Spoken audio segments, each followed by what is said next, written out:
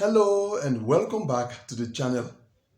In the last video, I presented to you your embassy prospect report.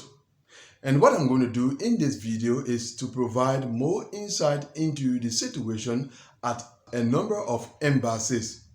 Now, I cannot touch on all of your embassies, and so the embassies that I will be commenting on are embassies where most of you, the viewers of this channel, are most likely to be interviewed.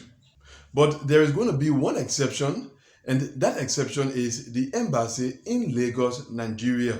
I'm going to comment on that embassy because for several weeks running, someone has been asking why I do not include the Lagos, Nigeria embassy in the embassy prospects report or the interview scheduling report.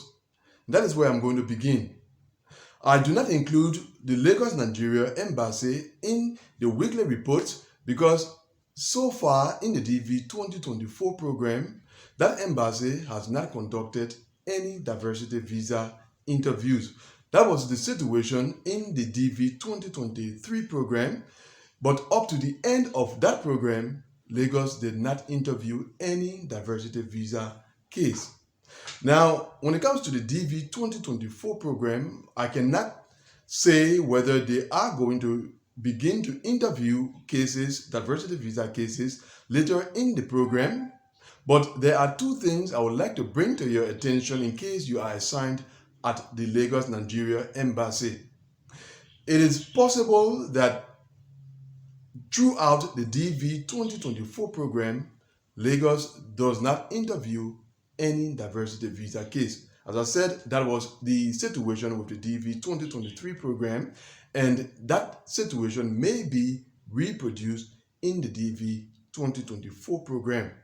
That's the first thing. The second thing is that in case later in the program, Lagos decides to interview diversity visa cases, it's going to be a limited number of cases. They will not interview many cases. So at the end of the day, either no DV 2024 case is interviewed at the Lagos embassy, or it's going to be a very small number of cases.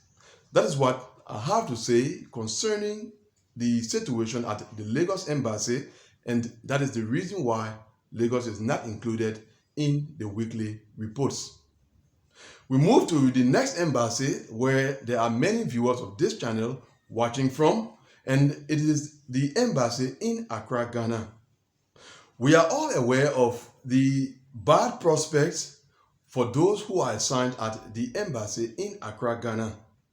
Now, one question that is being asked is whether interview scheduling will move from the 3,700 plus case number range where it has been for several weeks. And the answer to that is yes. Interview scheduling will move beyond 3,700 at the Accra embassy. We cannot say how far it's going to go, but this is how you should understand the situation at the Accra embassy. Those who are closest to the current interview scheduling range are the ones that have the best prospects. The further you go above the 3,700 case number range, the lesser your prospects become. That's the reality concerning the Accra embassy. Next is Addis Ababa, Ethiopia, which began at 1,800 plus, increased to 5,400 plus, and is currently at 14,200 plus, which is good news for many applicants assigned at the Addis embassy, but the bulk of those who are assigned at that embassy still do not have good prospects of being interviewed. We can expect Addis to go beyond 20,000, but surely interview scheduling will not get to high case numbers at the Addis embassy. Next is Nairobi, Kenya, which started off very well, but at the beginning, I made a comment that those who are assigned at the Nairobi embassy should not celebrate, that it was too early to begin to celebrate, although Nairobi started off very well. Now, here is what I think personally concerning the prospects at the Nairobi embassy. I want to think that Nairobi will get at a point where interview scheduling will come to a halt.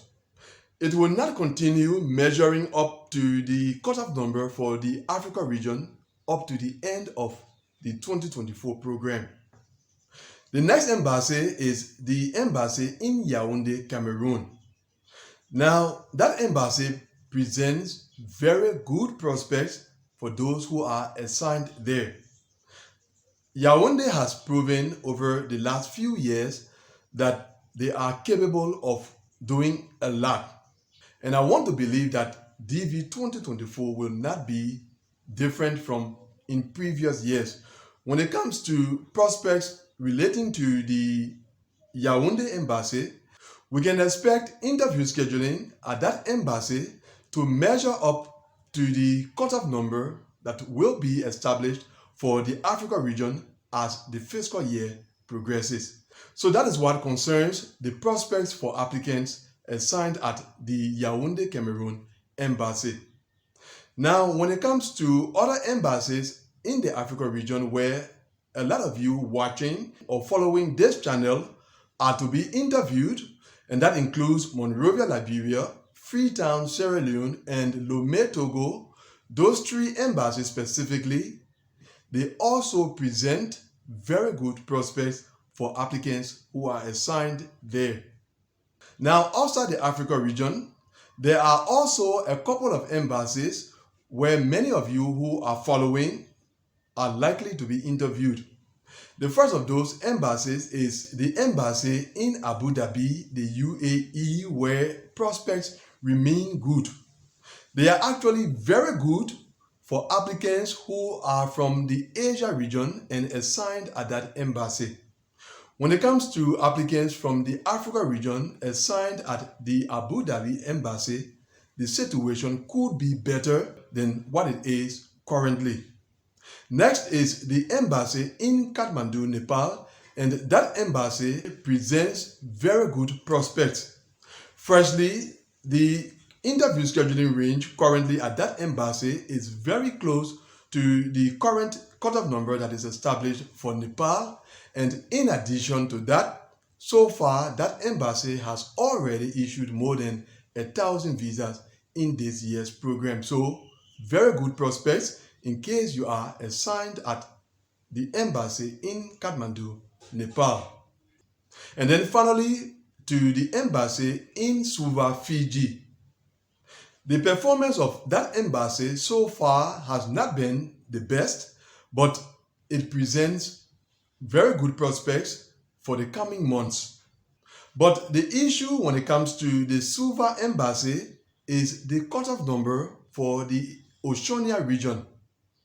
At this time of the fiscal year, the cutoff number for the Oceania region is not to be where it is. It should be far beyond the current 1,250. And I have been saying for some time now that a leap has to occur, or successive leaps have to occur in the Oceania region. Unfortunately, up to now, we have not observed that leap or those leaps. So, in short, the prospects of applicants assigned at the Suva, Fiji embassy is directly attached to the movement in the Oceania cutoff number. As long as the cutoff number established for Oceania moves forward, those who are assigned at the Suva, Fiji embassy have very good prospects. So that is it. That was just to provide you with more insight into the prospects at a number of embassies where the bulk of you are expected to be interviewed. And that brings us to the end of the video. Thanks for watching it. See you, God willing, in the next one. Goodbye.